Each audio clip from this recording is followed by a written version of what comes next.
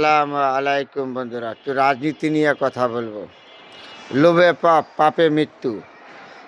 এই মৃত্যু শেখ হাসিনার হয়েছে। কারণ শেখ হাসিনা বাংলাদেশে যে প্রতিহিংসা করেছে এই তারেক জিয়ার সাথে, বিএনপির দলের সাথে, আর জন্য এই পাপের শেখ হাসিনার পাপে শেখ হাসিনাকে খাইছে। তার প্রমাণ আমি হাতে গেজে দিছি, কথাটি শোনার চেষ্টা করবেন সময় থাকলে। এই শেখ হাসিনা তারেক রহমানকে কী ধরনের নির্যাতন করেছে, কী ধরনের অত্যাচার করেছে আপনারা শোনেন নাই? উনি বলছে, আরে বাপের বেটা সাহস থাকলে বাংলাদেশ হয়। আজকে তো তারেক যে বাংলাদেশে আসছে, আপনিও তো থাকতে পারলেন না, আপনিও তো দেশ ছেড়ে পালায় গেলেন গা। শুধু আপনি যান নাই, আপনার নেতাকর্মী শুদ্ধ গেছে, বিএনপিতে শুধু তারেক দিয়ে গেছে, বিএনপি নেতাকর্মীরা তো পালা জানাই।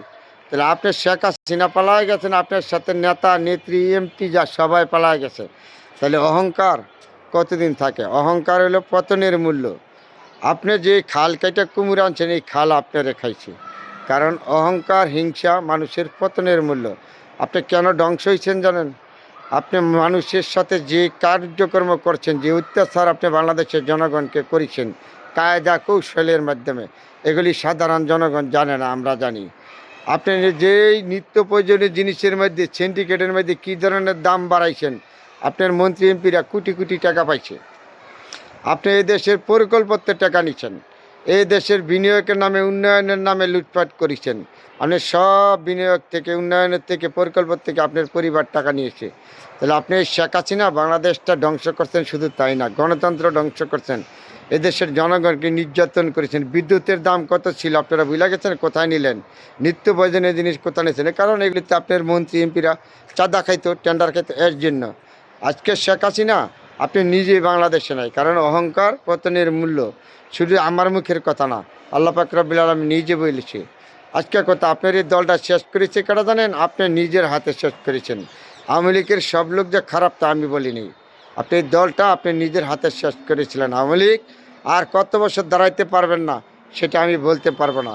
আপনাকে দাঁড়াইতে প্রচুর পরিশ্রম করতে হবে, কারণ বিএনপি 17 বছর বাইরে রাখছেন, জনগণতে বঞ্চিত করতে পারেন নাই।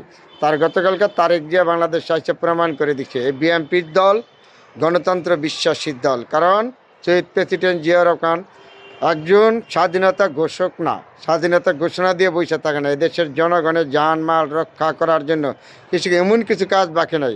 বেগম জিয়া সারা জীবন গণতন্ত্রের জন্য লড়াই করে গেছে, সেই বেগম জিয়া আছে, জীবিত আছে। কারণ আপনি যত ষড়যন্ত্র করছেন বিএনপি ধ্বংস করবেন, আপনার একটা চিন্তা করেন তো, বিএনপির 17 বছরে কোনো নেতা কর্মী দল ছেড়ে গেছে, এই দলের প্রতি কত ভালোবাসা। তাইলে গতকালকে তারেক রহমান বাংলাদেশ আইসা আবার নতুন করে প্রমাণ দিয়ে গেছে শেখ হাসিনা আপনার আওয়ামী লীগের দল দাঁড়াইতে পারবেন কিনা, এটার সামনে বড় মানুষের অপেক্ষা। কারণ নির্যাতন, অত্যাচার যে ধরনের বাংলাদেশ আপনি করে গেছেন, বাংলাদেশের জনগণকে যে অত্যাচার করেছিলেন, এমন কোনো প্রতিষ্ঠান নাই আপনি ধ্বংস করেন না, যে গণতন্ত্র প্রতিষ্ঠান শেষ করেছেন। আজকে আপনি বিদেশের বাড়ি চলে গেছেন, কোটি কোটি টাকা লুটপাট করে এদেশটা আপনার মন্ত্রী এমপিরা আপনারা নিচ্ছেন। আজকে আপনার দলও শেষ, আপনার জাত বংশ তুলেমুলে শেষ করে দিচ্ছেন। এই আওয়ামী লীগের নাম পর্যন্ত বাংলাদেশে মুছে দিতে আছে জনগণ।